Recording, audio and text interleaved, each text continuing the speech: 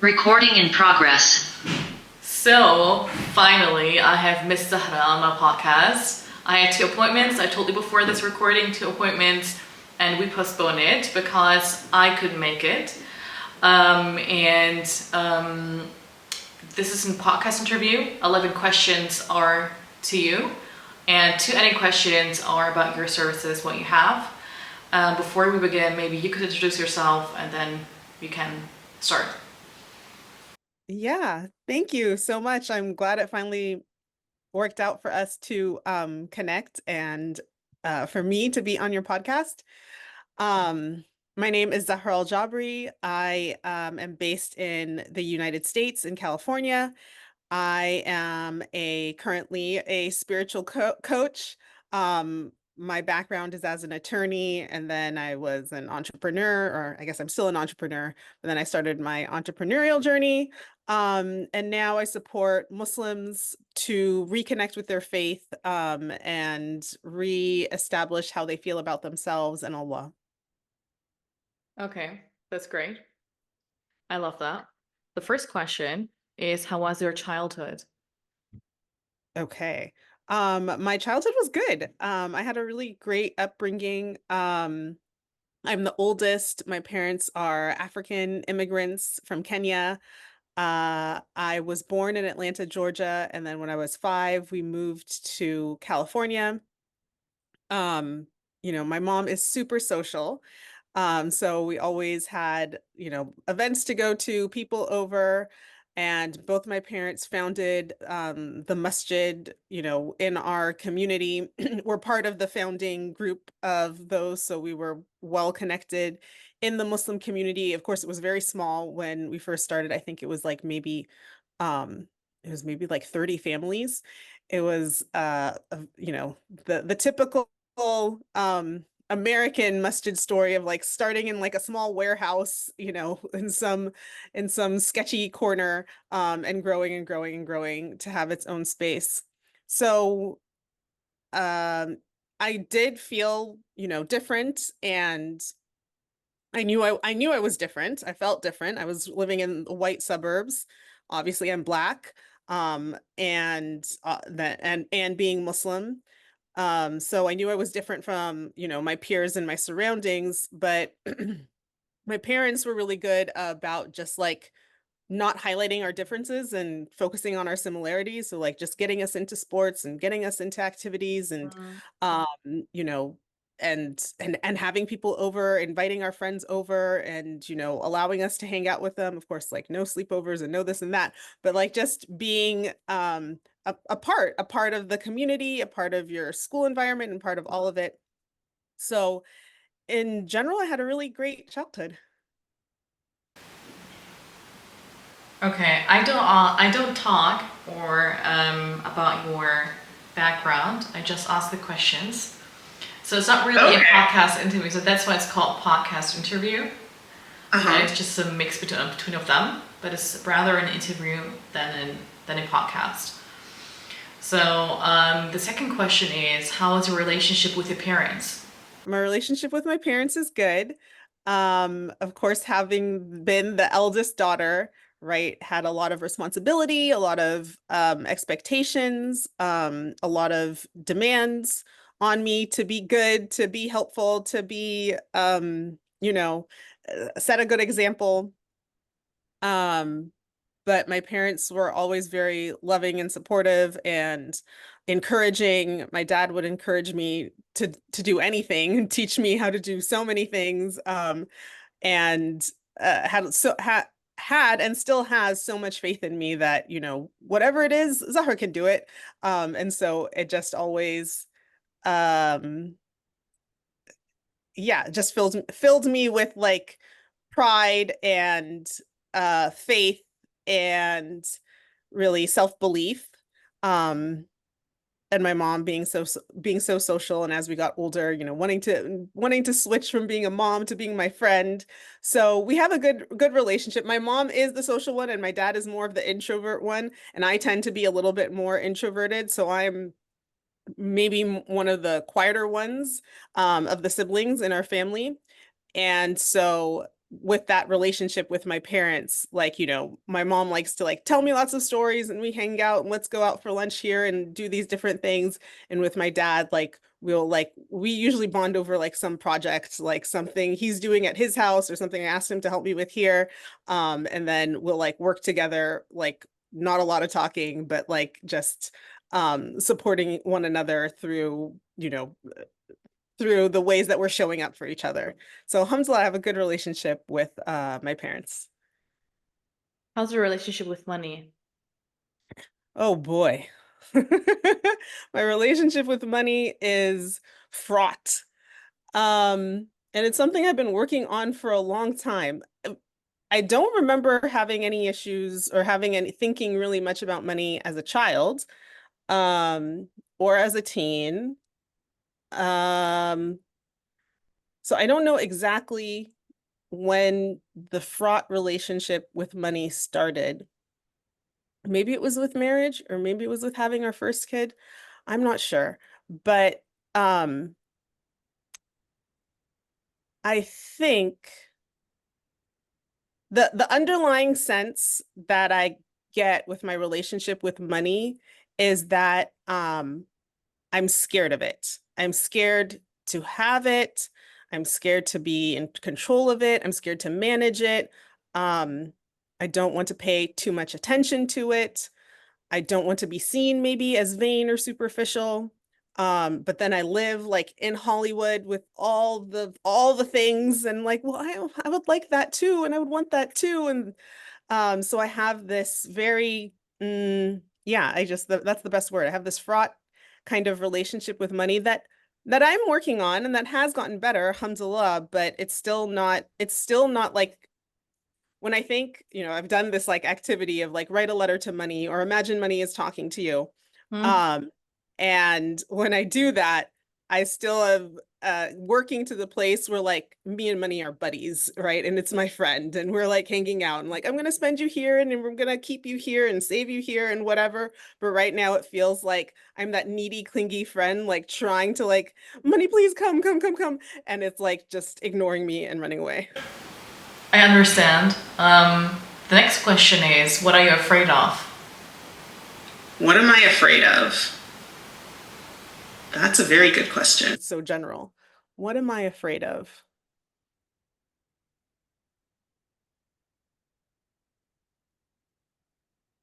I think what I'm most afraid of is not being a good person. Um,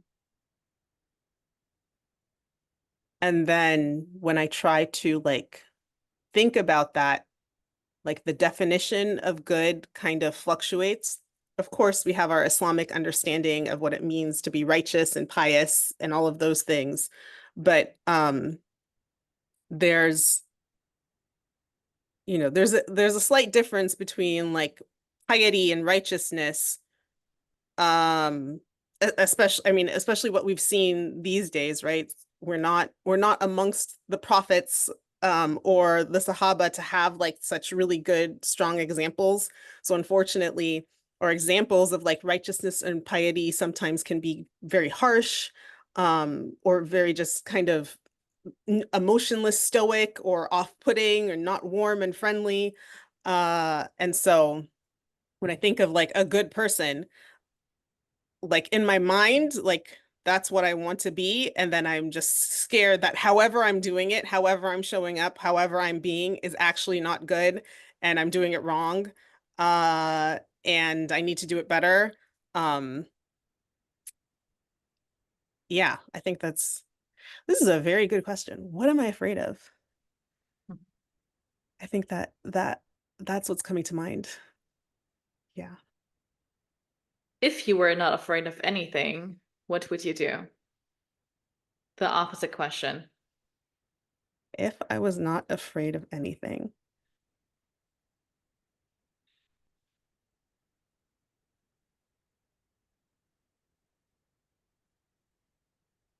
if I was not afraid of anything, what would I do?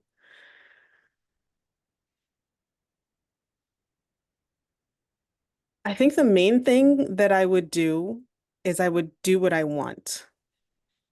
And what I want, um, um, what comes to mind at first is like a lot of activity type of things. Like I really I really enjoy like moving my body and those types of expressions. So like I'd love to learn how to skateboard. I'd love to learn how to horseback riding. I mean, I can go horseback riding, but like, get the horse to jump and like all of those things. Um, I'm in gymnastics, so I'd love to like get better at gymnastics and be able to like actually master some of the moves. Um, I'd love if I was not afraid, right? So it relates because my fear of being a good girl means that I am scared to do what I want because of how it might impact other people. Like, oh, if I go out and just live for myself and do all of these activities that I want to do, then I'm being selfish or I'm neglecting my family or my children will be left out. Or whatever it is.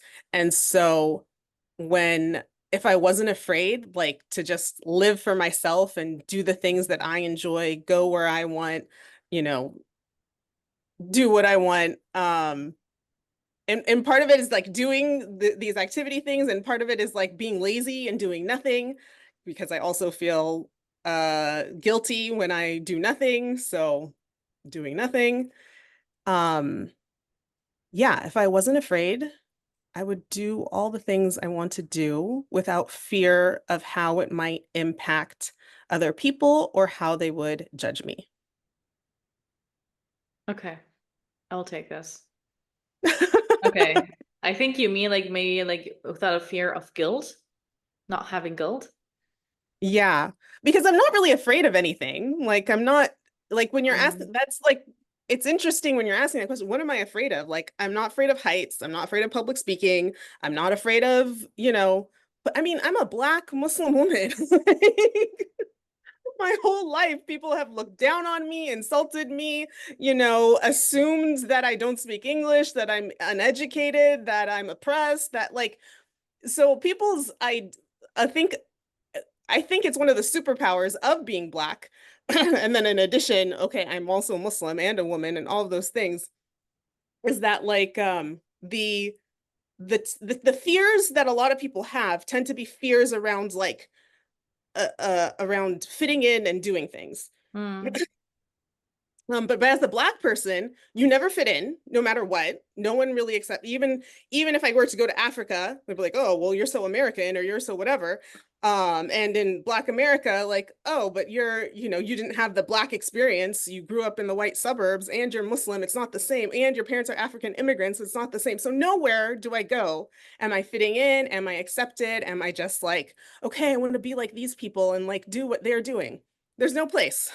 There's no place. Nobody wants me. Nobody likes me. Nobody cares. I don't mean that in like in a literal sense, but in like a subconscious sense, it's like I'm not seen as one of the group in any setting. And then for my own self, I realize that. So like I'm not and I had my parents who were like, my dad would teach me to, like, you can change a tire, you can go here, you can fly. My dad wants to take me flying lessons. That's another thing I do, learn how to fly. My dad's an aerospace engineer. Like, okay, we wanted to do flying lessons together, learn how to fly a plane, go skydiving, do whatever. Like anything you want to do, you can do it. Like we are proud African people. We can do whatever we want. So like, I don't have. I'm really trying to think of like, what am I afraid of? Like in a those things like I'm not afraid of any of those things. And what would I do without fear? Like I'm already doing them. Like I'm already an entrepreneur. I'm already a speaker. I'm already like face out on social media. I'm already um, you know, I don't know. What things? What would I do? I, I don't know. So what else I would do is just more things for me. What am I afraid of? I'm not really afraid of much. I don't know. I went back and forth with those questions, but Okay, something this question, yeah. your answer was a bit emotional for me. I do understand you. Um, yeah, it's just I don't know. I just totally get you what you mean. I will jump to the next question if you don't mind. Yeah, sure. This is a question about your service, about your business. Can every marriage be saved through reframing your mindset? Uh, no, not every marriage can be saved. Um, yeah, I mean, the short answer is no, not every marriage can be saved. Many marriages can improve through reframing a mindset. It depends. It depends on the context of the parties involved, right? If the two parties, the man and the woman want to be there, if each of them actually want to be there, then the marriage can be improved and possibly saved. But if one of them doesn't want to be actually want to be there, then definitely it can't be saved. And if one of them is an abuser or something like that, then it can't be saved. Okay. Okay, I will take this. The next question is very, very interesting. Is what is a good girl? Oh God. I just told you. My deepest fear is to be good. Yeah. Um, yeah. I mean, I don't know. I don't know what is a good girl. I know what I understood and learned about what a good girl is growing up. And that that understanding that I had was that you were nice, that you were available, that you were understanding and accommodating and forgiving, and you put other people's needs first. I'm so sorry for all my dings.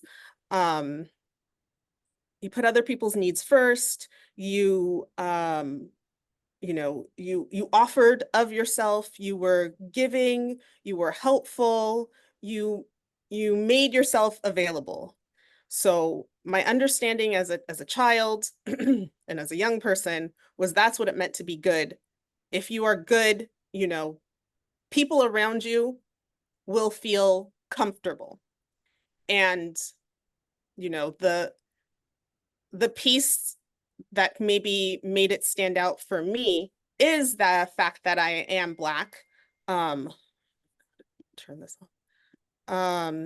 Is the fact that I am Black and I am Muslim and I grew up in the white suburbs. So every room that I walked into, right?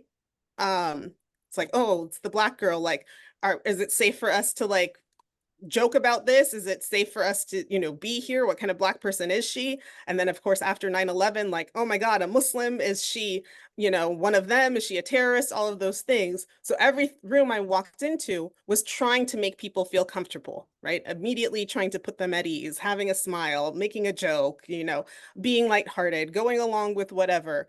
Put people at ease, make people feel good. And that's something my mom would always say. She's like, you just want to make people feel good. My mom is, again, the social, bubbly, happy. She's a very generous, giving person. Um, in by her own nature, that's the way she is. But for me as a child, I thought she was being a giving, generous person, like, because that's what you're supposed to do. To be a good Muslim, you're supposed to be giving and generous. So even though for some things, like, I didn't feel giving or generous, like a child, like sharing my toys or like, whatever, doing this or that for friends, I didn't want to do it. But I was like, oh, well, I have to be good, like my Mm, mom. yeah. Oh, I got to go and do this thing. And then Mm. on top of that, again, the religion and race piece of like making Pleasing people. others, excuse me, like pleasing even others. Like it's like I have it from my mom. Like I see it.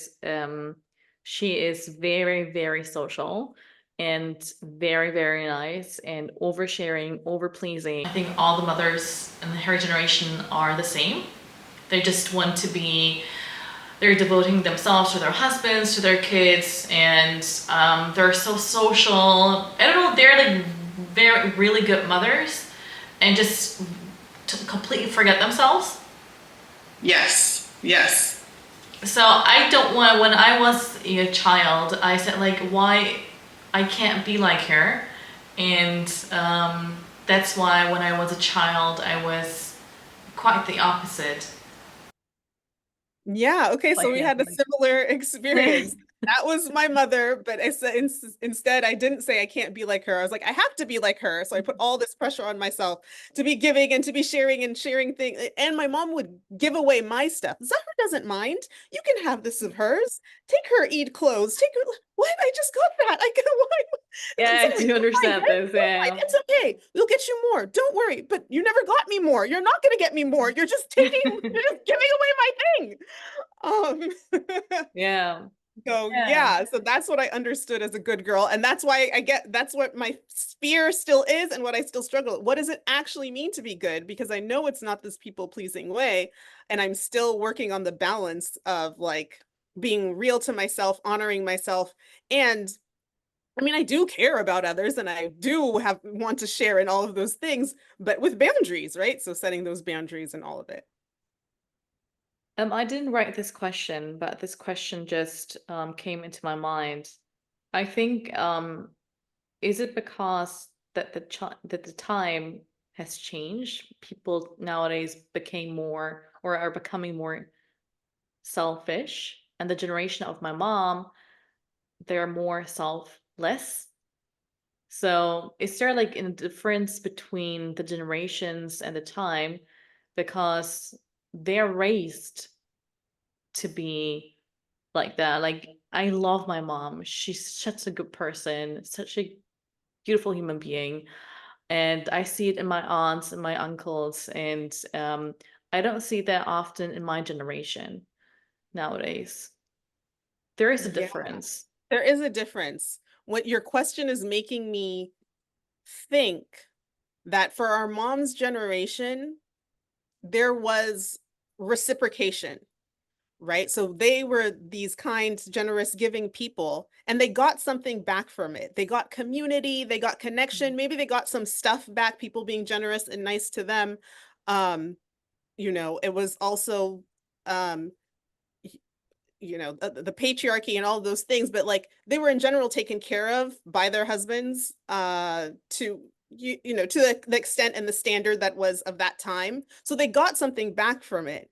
What's happening in our generation is that you could do that now and you'd get nothing back, Mhm. so you end up just being depleted, like, because people aren't in that same community vibe to be in community with you. People aren't just also giving and they would give back to you. And the men, the men don't want to give anything. So being that type of woman ends up that you're just giving, giving, giving, and nothing's coming back. That's kind of the feeling that I have, that like we realized as we were growing up, and also, if our parents were from um an Eastern culture, an Islamic environment, just a non-European, non-Eurocentric capitalistic place, the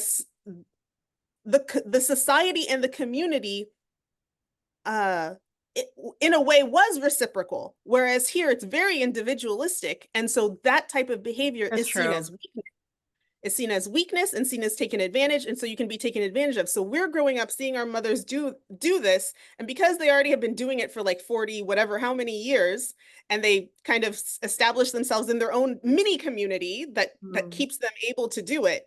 But we're growing up and we're thrown into school with white people and this and that and whatever, and they're just, oh, you're gonna get, yeah, sure, I'll take your stuff, I'll take your pencil, you're not gonna ask for it back. Can I have a pencil tomorrow? And like, wait a minute, like nobody's gonna share back with me. Then you realize I can't be like my mom. I can't. If I do that, I get nothing. Like this is a bad deal. I love that. Yes, that's true. Like I was confused for some time. Like even like seeing my generation and the generation of my mother, and it's such a big topic, an important topic to talk about. But go to the next question. Mhm. If money is guaranteed for life, for you and your family, and your generation after you, but the condition is you have to choose a job, what would it be? Yeah, what I'm doing right now, I would do coaching. If I could coach people for free,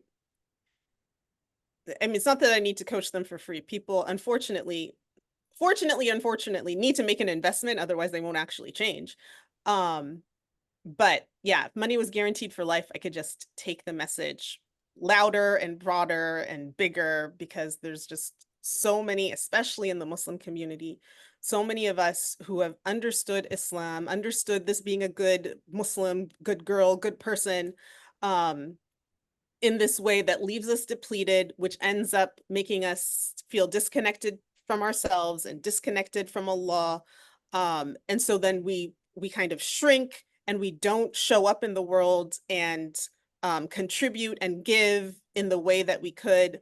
I mean, I don't, what's happening in Palestine, what's happening in Congo, Sudan, all of these things, what's happening just in American politics, European politics, all of these things. If we had Muslims or any people of people of God consciousness, more people, sorry, I should say more people of God consciousness who were like, I have a place, I have I have a responsibility, and I have divine right to speak up or to say something, or that I know I'll be divinely protected in honoring what's the truth that needs to be shared from me in whatever capacity that is, right? Some people might be going into politics, some people business, art, school. I'm not talking about any one specific thing, but allowing Muslims to feel more empowered,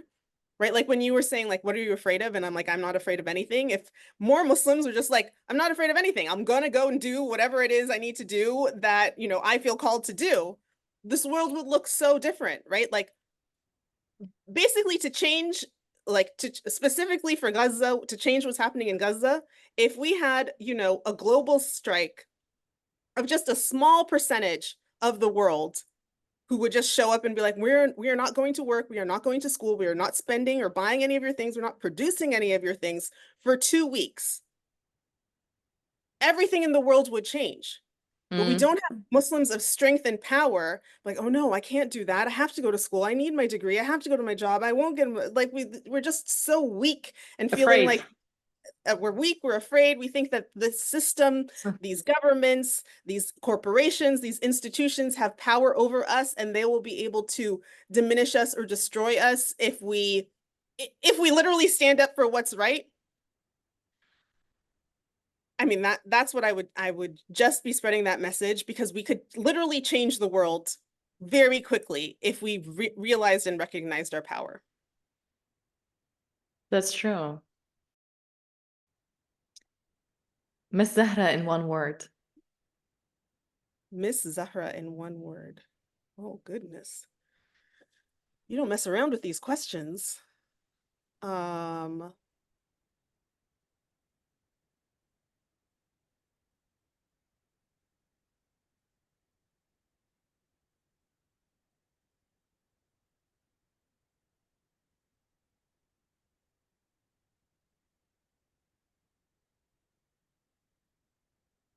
Possibility. If you have your own heart in your hands, what would you advise it? Gosh. I'd tell it, I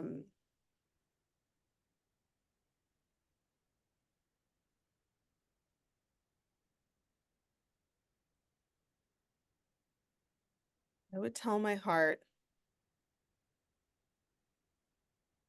everything's gonna be okay. You can you can open up fully.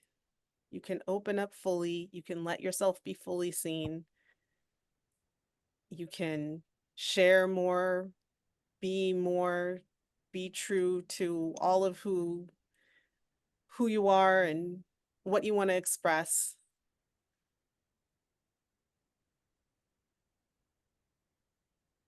Yeah, stop being afraid of being good and just be you. It's okay. Just be you. Be you. Be you. Inshallah, like I intellectually know that that's good enough. Me being me is good enough, but my heart is like, I don't know if we're good enough. We can't just be ourselves and do what we want. And I would tell my heart, it's okay. It's okay. Just release so you can just allow yourself to be you. Yeah. What's the best moment in your life? The best moment in my life. What's first coming to mind is like beautiful moments. Um,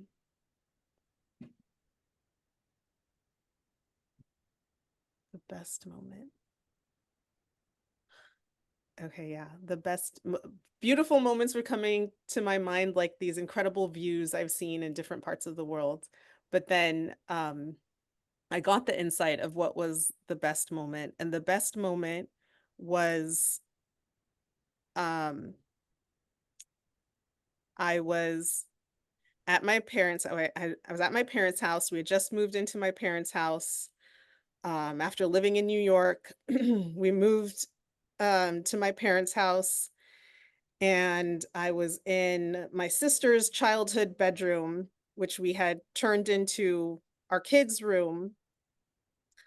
Um, and I don't know what I had been doing or what I had been listening to, but I had gone in there for something, and I'd gotten the insight, or just made the realization that whatever you believe about Allah, um, is is how your life will be. And the the way that that insight hit me in that moment, um, I remember feeling such relief that I'm good, Allah loves me, everything's gonna be okay, like the clarity that this world is an illusion. It's the dunya is not real. It's not what we see. And that if I believe well about Allah, like whatever I believe about Allah is what I will see reflected in my life. My life is a reflection of my beliefs. And so that I can change my beliefs and I can experience my life differently. And like just this whole wave of realization came to me, and I called my husband over and I was like telling him and I was explaining to him, and then I just started crying and crying, and he held me. um but that moment of having kind of this sense of clarity of what this dunya is and who I am, and that everything was going to be okay, that was the best moment of my life. That that that changed my life. Yeah. Any regrets? Any regrets?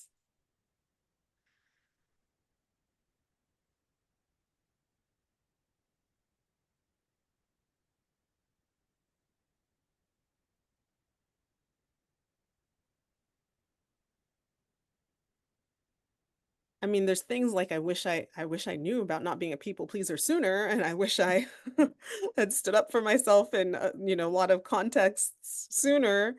Um, and I wish I I might have wished like to have known these things sooner, but like they can't really be regrets, because like I wouldn't have like the best moment in my life. I wouldn't have appreciated that moment had I not had the experiences that I had. So had I learned it sooner, I don't think it would have had the depth of meaning of impact that it does. It wouldn't have definitely inspired me to be sharing it with the world, or starting a coaching business to tell other people, because I would have been like, I just know this, or I just learned this, or this is how I always lived. On other people, I would have taken it for granted, assumed that it's a given. So, um, I'm not feeling like there's a regret that I can pinpoint. No. And on top of that, because I was the good girl, I did the right things. I did good and I did the right things. So I never made any like it's funny, I was talking to someone about it. I was like, I wasn't stupid. I didn't do any of that Um, stupid crap. I So don't I don't understand have you. any of those regrets. And yeah. Hmm. The last question is, what makes you you? What makes me me? Huh.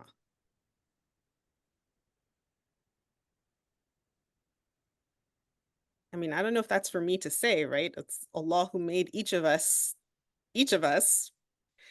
and what makes us, what makes me me in comparison to others, or what makes me me?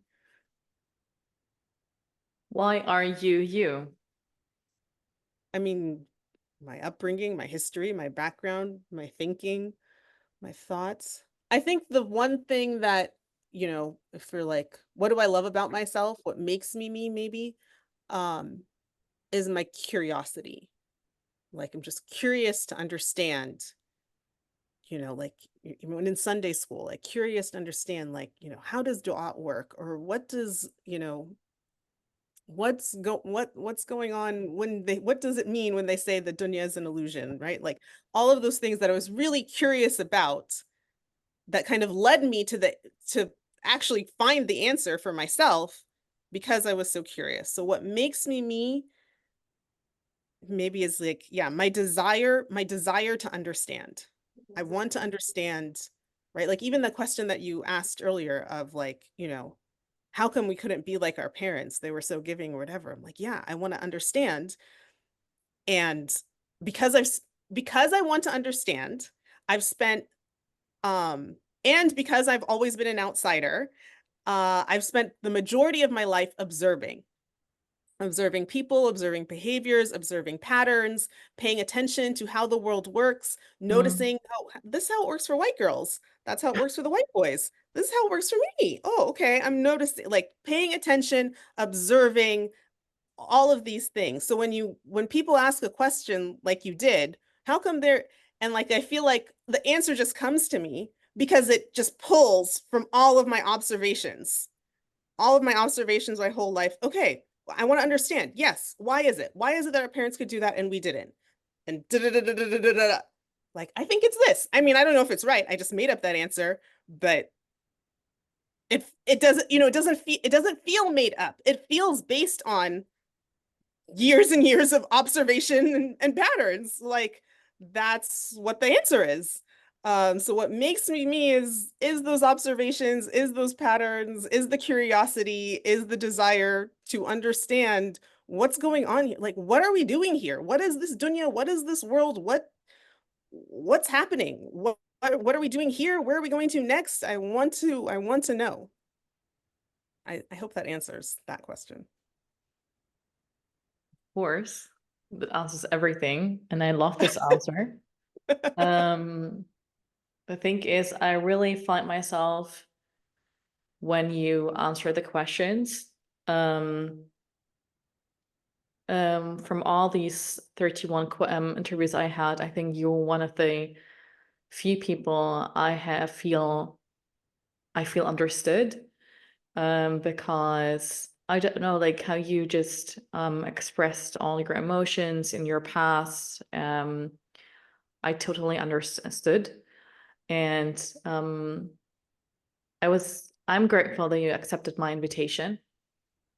You're such a respectful woman and beautiful inside out. And I found you on Instagram. I don't know how actually. I don't remember. Um, but you were one of the first coaches I met online, and you're doing such an incredible work, but it's so underrated. The spiritual coaching and this online work, and it has to be more spread and more known. So that's why I'm always asking entrepreneurs globally, even though I'm in Germany, to accept my invitation, because there are so many good businesses out there, so many good services, and social media can be used for a good source, but it's more used for negative things than for positive things. Mhm. But is what you do is for positive source, for positive cause, and I love this. And keep up your good work. Thank you so Yeah. much. I'm And I so love glad. your teeth. And I love your teeth. Your teeth are beautiful. Thanks. Confirmation from a dentist. Love it. Alhamdulillah. Like one of the what I really like from African people is they have always beautiful teeth. Okay. They have a very I don't know, it's just like a very beautiful smiles even. So mashallah to you. And if you have any questions, or if you're not comfortable with any questions I ask you, please let me know. We're No, actually it done was with all the good. we're actually done with the interview. Before Okay. we end, maybe you could say something. If not, then I'm going to stop the recording. Um, what would I want to say?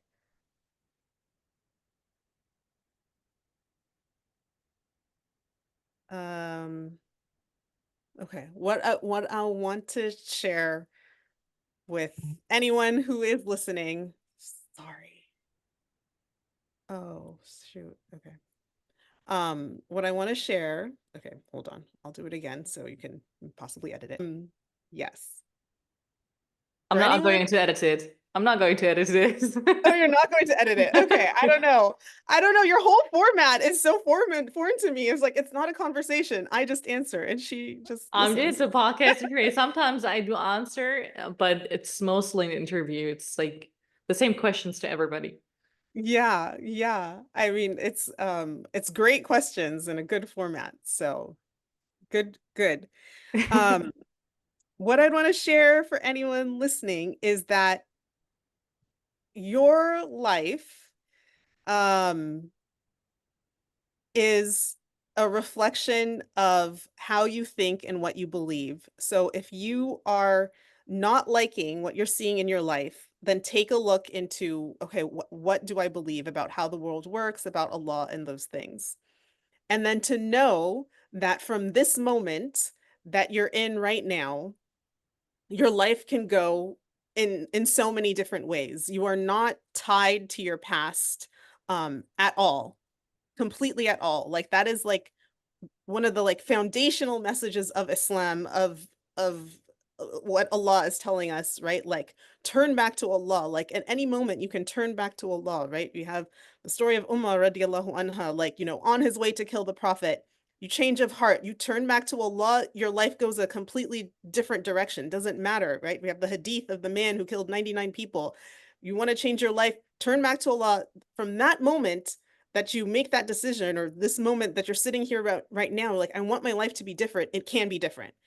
And so just allowing yourself to feel that and know that Allah's on your side. He's got your back. Allah wants you to succeed. Allah is rooting for you, calling you. He's not against you. He's not harsh. He's not punishing, so that you can feel the possibility for yourself, right? That's why I chose that word for me. Like just to feel that there's possibility, even if I messed up yesterday and the day before and the day before and the day before and this morning, there's still possibility right now that I can I can see my life, this world, this moment, this opportunity with fresh eyes and move towards whatever it is that I want to move towards.